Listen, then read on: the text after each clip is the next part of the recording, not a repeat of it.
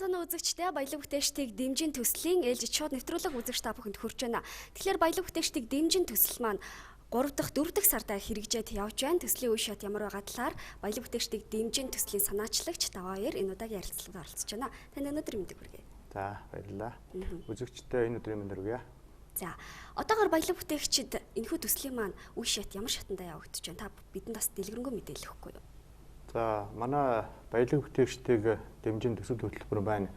Энэ жил одоо бүтэн жилийн хугацаанд үргэлжлэнэ. За бүтэн жилийн хугацаанд үргэлжлэхдээ 3 үе шаттай байгаа. За нэгдүгээр үе шат нь бол орон нутгадах баялаг бүтээгчтэй олон нийтэд таниулсан сурчлах. Хоёрдугаар үе шат маань нийслэлд одоо ажиллаж буй баялаг бүтээгчтэй сурчлах. Гуравдугаар үе шат маань бол олон улсад одоо амьдарч байгаа монголчууд маань бас баялагийг бүтээдэг юм байна.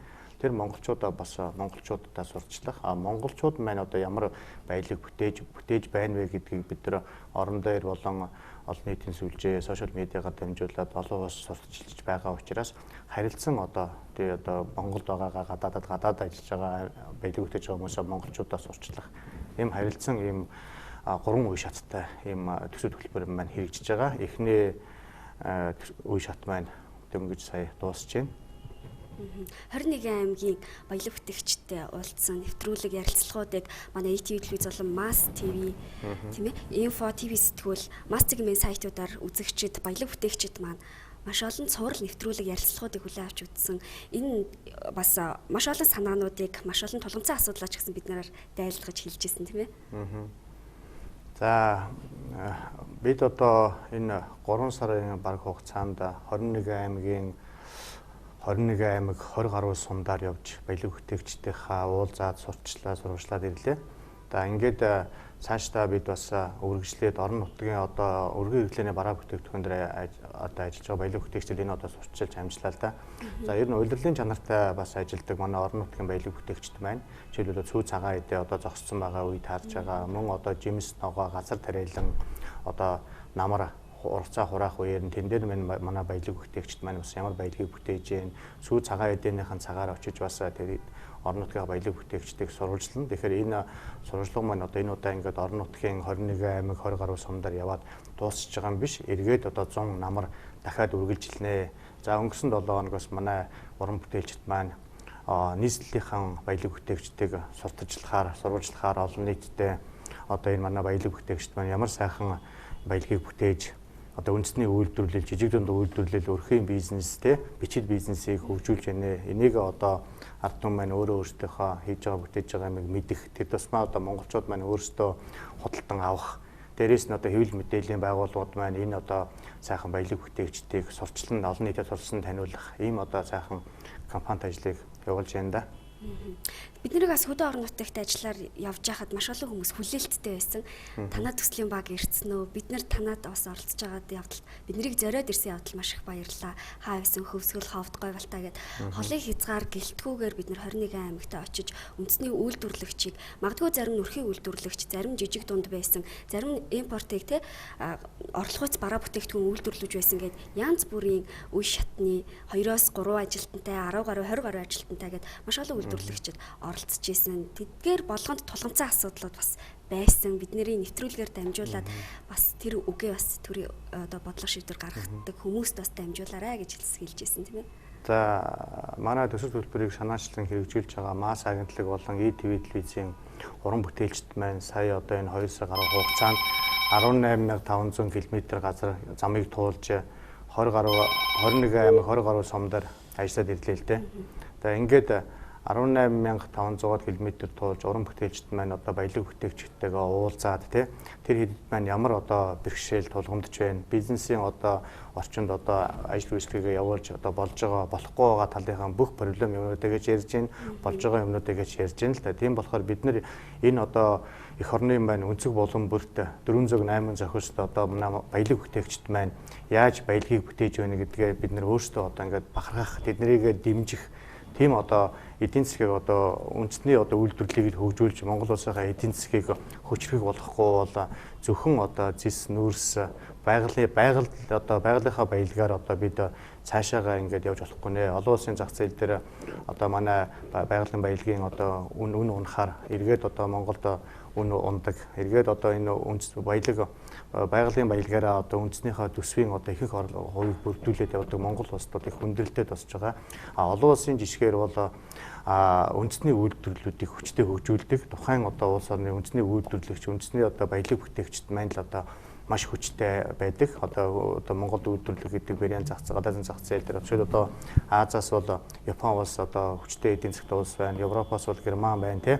Энэ өөрсдөө бол дэлхийн одоо эхний 5-д багтаж байгаа юм хүчрэг эдийн засгтай улсуудын жишээ нь хүчрэг болсон жишээ нь юу гэх юм бол үндэсний үйлдвэрлэлд маш хүчтэй хөгжүүлсэн тийм туршлага байдгийн.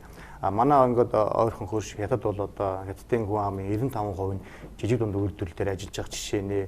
Жилдээ гарч байгаа болсон хүчнийг одоо 10 сая хүнийг ажлын байртаа болгоно гэдэг одоо төрөлсгөөс бодлогоор явж идэг бол дөнгөж сургууль төгссөн хүүхдүүдийг шууд ажлын байранд оруулдаг. Гэхдээ тэр нь өөрөө үндэсний үйлдвэрлэл, жижиг дунд үйлдвэрлэл бизнес одоо эрхэлдэг тийм одоо талбар дээр шууд гаргадаг. Тиймэрхүү жишээнүүд юмуд байдаг. Одоо ер нь бол олон улсын сайхан туршлагууд их байдгийн билээ. Тэрнээс бид нэр жишээ аваад суралцаад бол энэ үндэсний үйлдвэрлэлийг бодлогын хэмжээнд хөгжүүлэх цаг нь болсон. Алийн болгон бид доллароос хамааралтай байх уу? Алийн болгон одоо газар дээрх баялгаа гадагш нь ачиж гаргаад ингээд мөнгө олно гэдэг олоод олсон мөнгөөрөө бид нэр халамжийн бодлогыг хавтгаруулад ингээд явах уу? Бид бас энийг үзлээ шүү дээ тий. Эргээд өнөөдөр бид нар бол үндэсний үйлдвэрлэл, жижиг дунд үйлдвэрлэгч нар Монгол улсад маань баялагийг бүтээж байгаа. Энэ баялаг бүтээгчдэл дэмжиж үндэснийхээ үйлдвэрлэлийг хөгжүүлж эдийн засгийг хүчрэх болгох нь одоо бидний хамгийн гол зорилго юм байна гэдгийг л ойлгож авч байна да. Одоо энэ эдийн засгийн хямралтай 2014 2015 онд бол одоо эдийн засгийн хямрал үргэлжилж байна. Тэгэхээр эдийн засгийн хямрал нь бол зөвхөн Монгол улстай нүүрлээд байгаа юм биш. Дэлхийд одоо эдийн засгийн хямрал нүүрлж байна. Дээрээс нь одоо эдийн засгийн хямралаас гарахын тулд одоо бодиттой бодлогын ажлуудыг хэрэгжүүлж байна. Өөрснөө эргэж харах хэрэгтэй болж байна. Ирээдүгээ хөгжлийн бодлогоо тодорхойлох хэрэгтэй болж байна, тийм ээ. Зөвхөн одоо төр засаг солигдсноор зөвхөн 4 жилийн мөрийн хөтөлбөрөөр улс орон цаашаа хөгжихгүй юм байна. Энэний үр дүн эргээд ард түмэн хохирж байна, тий. Ард түмэн одоо амьдрал айгүй хэцүү байдаг. Одоо хамгийн их шууд хүлээж одоо буудаг тийм л байгаа л да. Тэгэхээр өнгөрсөн 7 хоногт Монголын эдийн засгийн форум 2 өдөр төрийн ордонд болж өнгөрсөн. Эрх баригч одоо 76 гишүүн төрийн өндөрлгүүдийн хийлж байгаа, зорж байгаа нэг зүйл бол үндэсний үйлдвэрлэгчтэй дэмжиж, баялаг бүтээгчтэй л дэмжүүл манай улс их орн болох юм байна гэсэн нэгдмэл байр суурьтай байсан. Тийм ч учраас бас мас агентлагийн санаачлал эхлүүлсэн энэ ажил бас цаг үеэ олсон, маш үр дүнд хүрэх тийм бас төсөл гэдэг нь энэ үеэр харагдаж байсан тийм ээ. За энэ жилийн Монголын эдийн засгийн форум бол нэлээд тийм улс орны эдийн засаг хүнд байгаа ийм үед болж байгаа форумоор их онцлог байлаа. За энэ чинь бол 5 дахь жилдээ болж байгаа юм. За өмнө одоо болж исэн форумуд бол одоо манай улс мөнгөтэй байлаа, баян байлаа. Тэгээд тэр үед бол одоо ийм форум бол ингэж айхтар одоо бодлогын хэмжээний юмнуудыг яригдж байгаагүй. Энэ удаагийн форум дээр бол одоо илтгэл тавьж байгаа илтгэгч нар, дээрээс нь Монгол Улсын ерөнхийлөгч, ерөнхий сайд, их хурлын даргын энэ илтгэл дээр яригдж байгаа юмнууд бол ихэвчлэн ер нь бол одоо үндэсний үйлдвэрлэлийг хөгжүүлье. Энийг одоо бодлогоор хөгжүүлье. Тодорхой хэмжээний стратеги төлөвлөгөөтэйгээр хөгжүүлье гэдэг юм. Аль альнийх нь илтгэл дээр бол тодорхой хэмжээнд орж ирж байгаа юм. Зарим одоо илтгэгч нар дээр бол жишээлбэл манай мас агентлаг эдийн энэ дөнгөж 2015 он гаргаад энэ баялаг бүтээгчдийг дэмжиж төсөл хөтөлбөрийг бид зөвхөн өөрсдөөсөө санаачилж ямар нэг одоо санхүүжилт байхгүй, одоо жишээлбэл засгаар санхүүжилт байхгүй, дээрээс нь ямар нэг яам агентлаг төрийн бус байгууллага аж ахуй нэгжээс манай төслийг санхүүжүүлээгүй зөвхөн манай одоо хэвлэл мэдээллийн агентлаг байна, мас агентлаг байна, өөрсдөө энийг санаачлагаараа өөрсдийнхоороо санхүүжүүлж хэрэгжүүлж байгаа юм төсөл хөтөлбөр. За энэ одоо бидний энэ 3 сарын хугацаанд хийсэн одоо орон нутагт одоо баялаг бүтээж байгаа энэ баялаг бүтээгчдийг бол одоо манай сая эдийн засгийн форум дээр бол их олон жишээ татж ярьж ийлээ л дээ. Тэгэхээр бидний бас хийж байгаа ажил маань төр засагт болон Монголын ард түмэнд аягүй хүрж байгаа.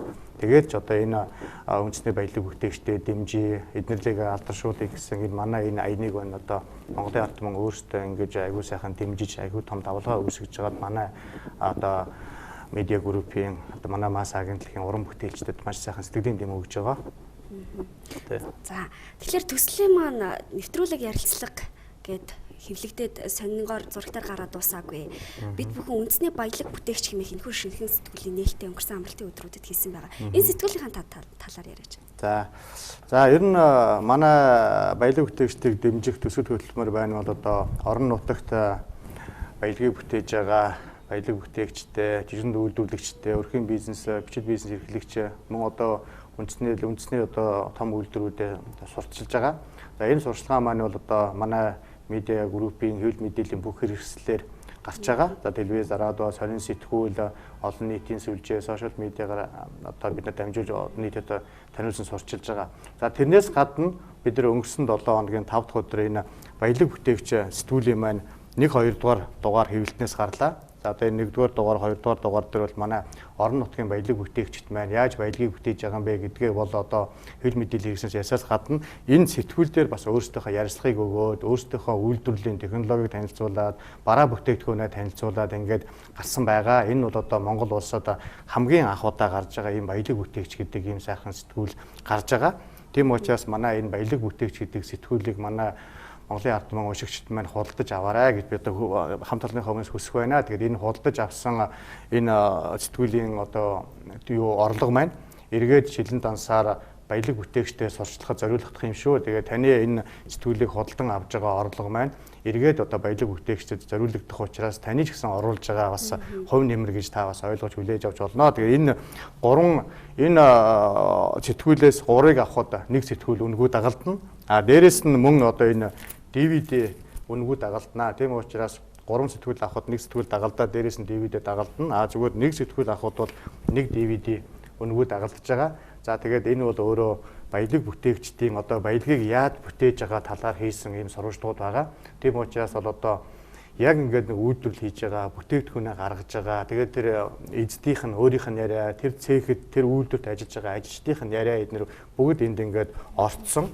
Тэгэхээр энэ бол одоо өөрөө их тийм сонирхолтой сэтгүүл байгаа. Та бүхэн авч уншаарай. Ингээд үйлдвэрлэл явуулахад ямар проблемууд тулгардаг юм байна. Энэ үйлдвэрлэл цехийг ингэж явуулснараа бас ямар сайхан сэтгэл ханамж авдгийг, өөрийнхөө хийж байгаа бараа бүтээгдэхүүнийг монголчууд мань өөрсдөө өмсөөд хэрэглээд ингээ явж байгаад нь манай энэ салбарт ажиллаж байгаа энэ үндэсний үйлдвэрлэгч компаниуд маань ямар их бахархдаг, тийм сайхан бахархал байдаг. Мөн одоо түрүүний хэлснээр проблемууд бас зөндөө байдаг тий. Энэ бүх юмнуудаа өөрсдөө ярьж хэлээд бүгднийг ингээд харуулсан ийм сайхан одоо нөгөө монголчуудын маань баялаг бүтээж байгаа баялагчдын маань зовлон жаргал бүгднийг шингээсэн ийм сайхан сэтгүүл байгаа. Тэгээд энэ сэтгүүлийг та бүхэн уншаад үзэхээр бол одоо Монгол улсынхаа эдийн засгийг чадваржуулах мөн монгол хүн одоо оюуны бүтээл, монгол хүний одоо хийж чаддаг энэ бүтээл одоо үйлдвэрлэл маань яаж одоо Монголын зах зээл дээр монголчуудыг одоо монголчуудаа хэрэглэх хангахаас гадна олон улсын зах зээл дээр гарч Монголд үйлдвэрлэл гэдэг брэнд маань бас брэнд болж гаднаас бас маш их долларын урсгал Монгол руу оруулж иж Монгол улсыг эдийн засгийн хувьд хүчрэх болгоход бол манай энэ орон нутгийн баялаг бүтээгчид, нийслэлийн баялаг бүтээгчид маань бол маш өндөр хувь нэмэр оруулна гэдгийг бардам хэлж байна. Тэгээд ер нь бол одоо бид баялаг бүтээгчтэй, үндэсний үйлдвэрлэгчтэй маш сайн дэмжих хэрэгтэй. Ер нь бол ижил төрлийн импортын бараа одоо Монголдо бид нар үйлдвэрлээд байна л та тийм. Гэтэл гаднаас ижил төрлийн одоо импортын бараанууд их хэмжээгээр оруулж иж үн унгааж байна. Дээрээс нь одоо үндэсний том үйлдвэр компаниуд бол одоо жижиг одоо аж ахуй нэгжүүдийг бас зах зээлээ шахаж чинь гэдэг юм уу. Төр засгийн энэ дэр бодлогын юмнууд маш их хийгдэх ёстой юм байна. Дээрээс нь одоо энэ татврын олон төрлийн одоо энэ дарамт байна тий, шалгалт байна. Эднийг одоо зохио хэмжээнд эрхцүү зохицуултыг зарим нэг юм эргэж харах хэдэр цаг нь бас болцсон юм байлээ. Тийм болохоор энэ сэтгүүлээр энэ манай хийж байгаа мэдээ сурвалжлагаар дамжуулаад манай орон нутагт баялаг бүтээгж байгаа, нийслэл баялаг бүтээгж байгаа хүмүүс маань бүх юм одоо төр засгийнхандаа болон салбарын бодлого барьж байгаа яам агентлагийнхандаа энэ одоо бас нэлээд үг дайсан байгаа. Тэгээд манайхан маань хийж байгаа ажилдаа хийх гэж байгаа одоо төлөвлөсөн ажлуудаа бас манай энэ үйлдвэрлэгчдийн бас санаа бодлыг тусгаж аваасаа гэж бас хүсэж байна. Үйлдвэрлэгчид бид нарыг дэмжээч гэж зүгээр нэг хэлэх биш. Хийсэн зүйлс одоо бүтээл нь бүгдээрээ энд бас шингэсэн байгаа тийм ээ. 21 аймгийн бүх баялаг бүтээгчид энэ хүү сэтгүүлд бас багтсан. DVD-н дээр бас 21 аймгийн төлөөллүүд. Энэ ингэж байгаа юм бол одоо ингээл төр засаг ажиллаа муу хийж байна тий. Эдийн засгийн хямрал их хүнд хэцүү байна. Ингээд зовлон бэрхшээл тоолцоод байвал барахгүй л дээ. Гэтэл бид нэр одоо өнгөрсөн жилээс бол манай Монголын хүн ам 3 сая болсон. Дээрээс нь би түүхэндээ 50 сая мал тоолууллаа гэлтэй. Ийм их сайхан үзүүлэлтүүд, сайн юм зөндөө байна. Тэгэхээр энэ бүх сайхан юмнуудыг цааш нь түүчээлээд Монголын одоо өнцөг булан бүрт бол үндэсний үйлдвэрлэгч баялаг бүтээгчид одоо хэдэн одоо 100 мянгаараа хэдэн 10 мянгаараа ажил үйлчлэгээ явуулж байна. Тэгэхээр энэ эдийг маань биднийг дэмжиж хэл гэж байгаа. Ер нь бол биднэрт бол одоо хийж чаддаг юм их байна. Байна уу, та холбогдсон байна? මාතකට дауруулдаг ажиллаж. За баярлалаа. Төслийн талаар ямар бодолтой байна? Төслийн талаар ямар бодолтой байна та? Төслийн маш сайхан бодолтой байна. Төс засгаас одоо үйлдвэр мөдөрөө дэмжигээ энд хурд. Байна уу? За, та бүхэн бас доор гарч байгаа утсаар холбогдоод бидэнд бас санал хүсэлтэд илгээх бүрэн байгаа тийм ээ. Сэтгүүл бол сар тутам гарах сэтгүүл, дараагийн баялаг бүтээгчид орох гээд маш олон төрлөөр үйлдвэрлэл үйл ажиллагаа явуулдаг баялаг бүтээгчид ороод явах бах тийм ээ. Тэгээд тогтмол. Байна уу? За, та холбогдсон байна. За, би саналаа хэлье. За, саналаа хэлээрэй та. За, энэ наран тул дээр одоо жишээ нь манай Монгол дээд үйлдвэрлэгчид одоо айгүй олон хайнаж байдаг шүү дээ. Ааха. Одоо энэ үеийн баялаг бүтээгт орох уу? Орлого яах вэ? Тэр чинь үндэсний үйлдвэрлэлээ явуулж байгаа шүү дээ тийм ээ. Одоо бидний дээр ингээд ирээд уулзаад одоо энэ дотор зээлшиг авах учраас бидгүү өөрийгөө өргөжүүл техник янз бүрийн технологитой болдгийг тэгээд хаагүй яг үсэн саналаа тавихаа. Одоо жишээ нь гэдэг би наран тул зах дээр одоо 90 оноос ажилласан. За.